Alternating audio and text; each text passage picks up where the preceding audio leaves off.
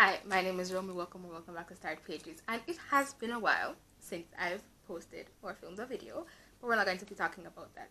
Moving swiftly along, today I will be reviewing RayBearer by Jordan Ihuego, which is a young adult West African fantasy.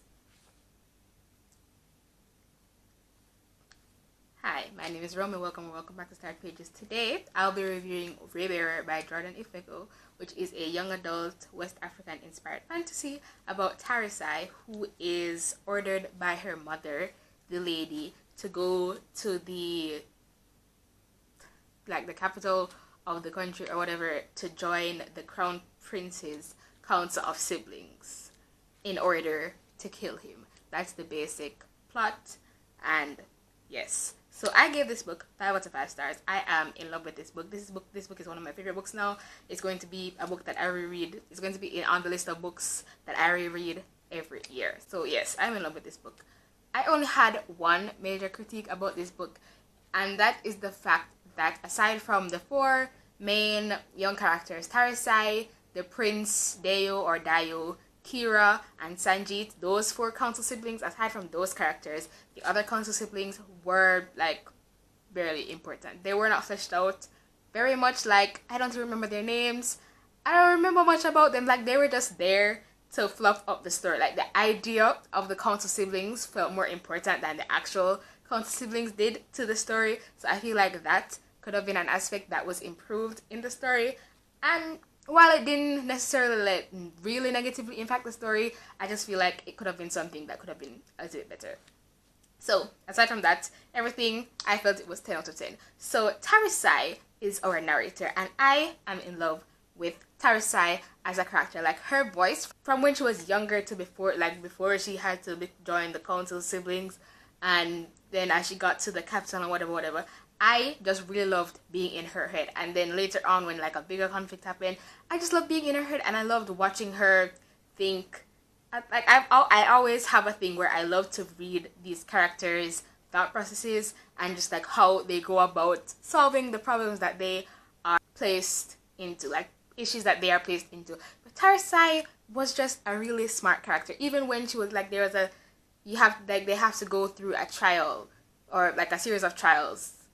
A whole thing to actually become council siblings, and then as she was there, she was just so smart, and I love that for her. So yes, I love Tarisai. And then Dayo, so sweet. Also, Dayo comes out. Dayo is an asexual character, and it's not really made a big deal of. So I love that it wasn't a big, oh, this is so dangerous, blah blah blah. It was just a casual thing in the book, and I really love that. I love that for him.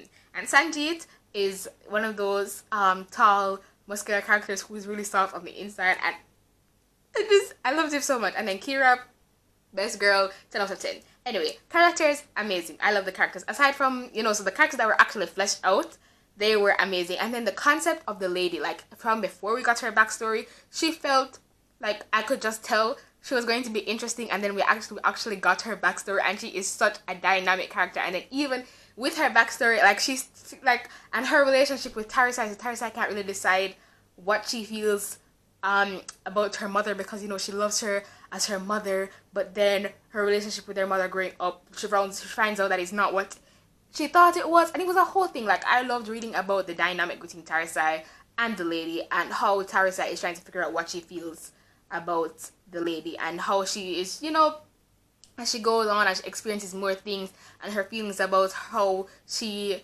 was raised changes, and she still can't decide whether or she still has very complex feelings about her mother, right? That was amazing.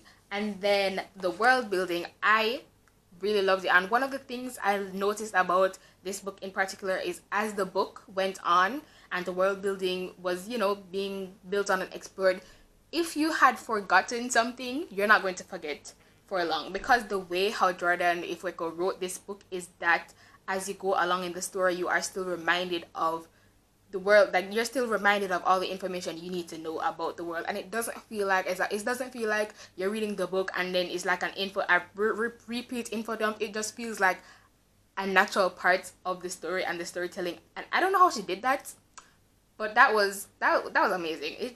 I just I'm reading the book and I'm like, what if I forget which culture does what or whatever, and then I turn the page and I'm finding out that I didn't even realize that, like, she's retelling me this information, and I'm like, this is just amazing. And then speaking of culture, in this book there was like an issue that was tackled about how like a body in charge tries to control its people and tries to control a different country in a civilization or whatever, and the negative impact it can have on different cultures when one body in charge tries to force other cultures to conform to one thing, and how different cultures can be forced to, like, how you can force people to erase their cultures, how a body in charge can force people to erase their own cultures, like, and what it's like to see that happen in the story. I just felt like that was very interesting.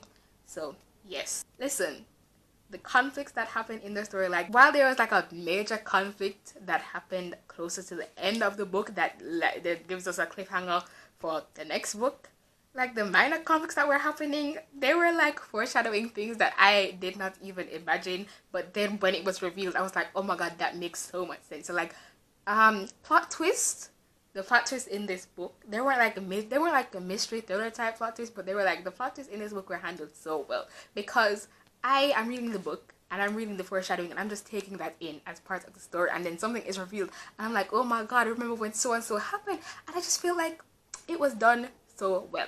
So yes, that's all I really have to say about RayBearer. And I also I have to say that the writing, it wasn't really like flowery or poetical, you know. It wasn't much like poetry, and it wasn't lyrical, but it just felt so, like, there's no other way to describe it. It just felt so beautiful to me, and the writing style itself was very intriguing and like grabbed me.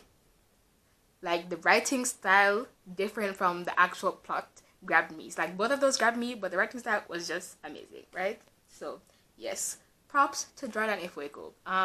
Amazing. Like, it was amazing. Also, like, I don't know like how much is like actual West African culture and how much was created for this story specifically, because I'm not West African, right?